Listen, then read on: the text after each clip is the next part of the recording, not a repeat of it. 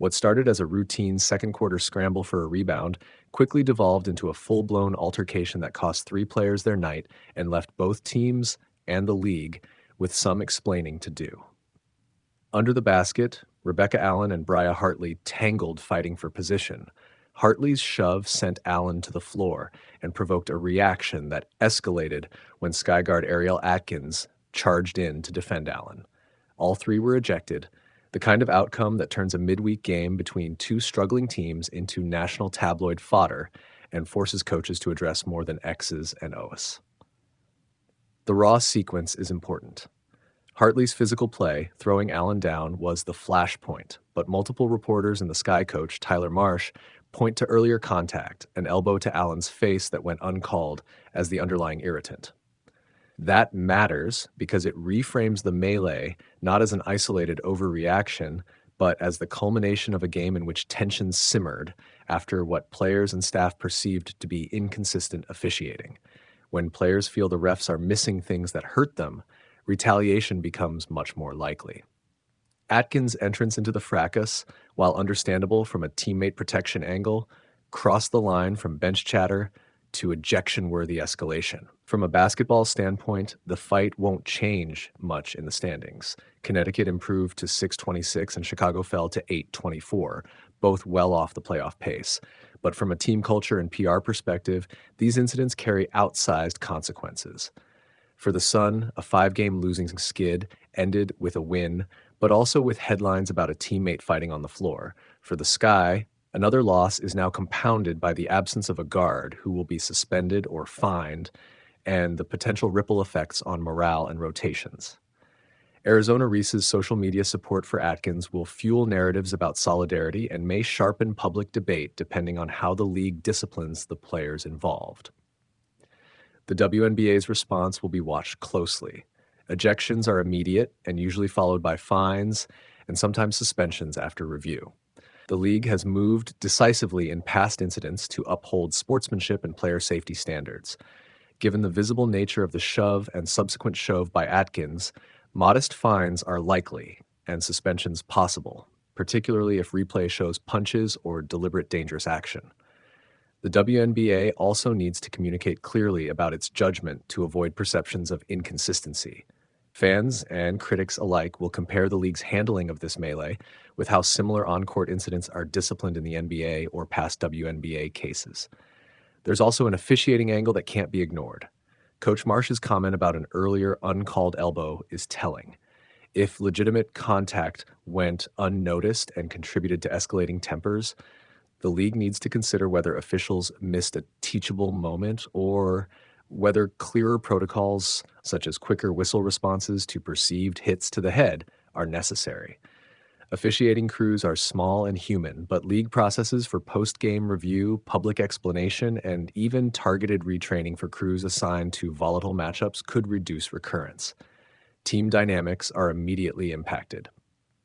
Connecticut will have to adjust rotations and bench minutes without Hartley, assuming league discipline, while also managing a locker room message. Keep the team focused, but don't let frustration explode. Chicago has to decide how it addresses Atkins' role and behavior. Her willingness to engage on behalf of a teammate is laudable in a leadership sense, but teams generally discourage leaving the bench area or escalating scuffles because the fallout is almost always negative for the club. In short-term competitive terms, both teams lose stability in perimeter defense and ball handling depth. Public reaction will vary. Some fans will praise players for standing up for teammates. Others will criticize the lack of self-control and the optics of a fight in a league striving for mainstream respect and growth. With WNBA viewership and public attention expanding, incidents like this become magnified. Sponsors, broadcasters, and casual viewers form impressions very quickly. The teams and league must manage that narrative, acknowledging the seriousness of the incident, committing to transparent discipline, and reiterating the WNBA's standards for conduct, so it doesn't overshadow players' on-court performances or the broader momentum in women's basketball. There are also player development consequences. Younger players on both rosters will watch the fallout and incorporate lessons. How to protect teammates without costing your team competitive value. how emotional responses in a tight game can quickly translate to lost minutes, fines, and reputational damage. Coaches should take advantage of this teachable moment, emphasizing emotional control, situational awareness under pressure, and how to escalate concerns through the proper channels. That kind of leadership work matters in a league where margins are thin and every roster decision can swing a season. Finally, looking at the matchup context helps explain why tempers flared. Both teams are near the bottom of the standings, and losing breeds frustration. Players are fighting not just for pride, but for job security, future contracts, and roster spots. That stress compounds heat of the moment situations.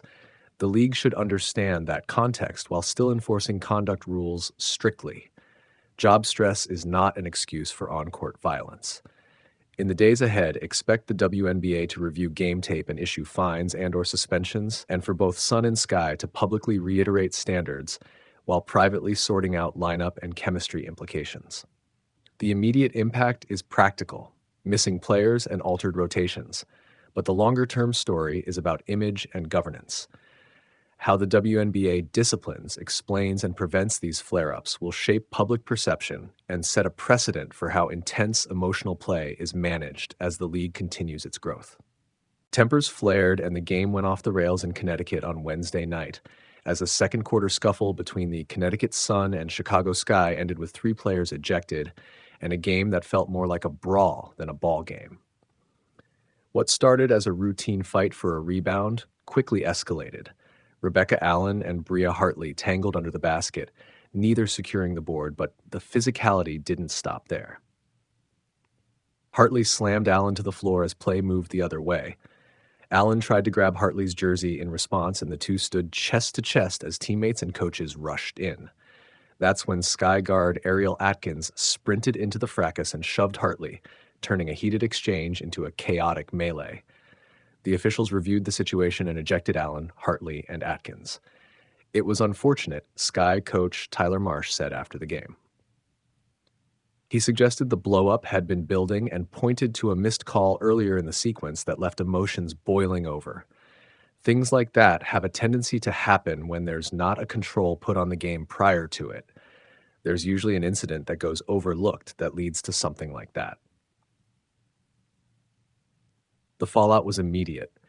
The Sun held serve at home in a 71-62 win, snapping a 5-game losing streak and improving to 626, while the Sky fell to 8-24. Despite the dramatics, the game featured solid efforts on both sides of the court. Leila Lacan led the Sun with 17 points and 5 assists. Veteran Tina Charles added 15 points, and Marina Mabrey chipped in 10. On the other side, Camila Cardoso poured in a team-high 24 points and grabbed 9 rebounds, and Elizabeth Williams posted a double-double with 12 points and 15 boards. Even players not on the floor chimed in. Angel Reese, sidelined with a back injury, publicly backed Atkins on social media, underscoring the raw emotions that can surface between division rivals, even in a late-season game with playoff hopes long gone. The episode raises immediate questions for both teams: disciplinary reviews, possible fines or suspensions, and how the locker rooms will respond. With 2 more matchups remaining between these clubs this season, the stakes and the animosity are far from over. Coaches will have to calm tempers and refocus their squads on fundamentals heading into those rematches. For fans, it was one of those ugly nights where the uglier elements of competition eclipsed the on-court product. For the WNBA, it was a reminder that even with records that keep both teams out of contention, pride and intensity never fully disappear.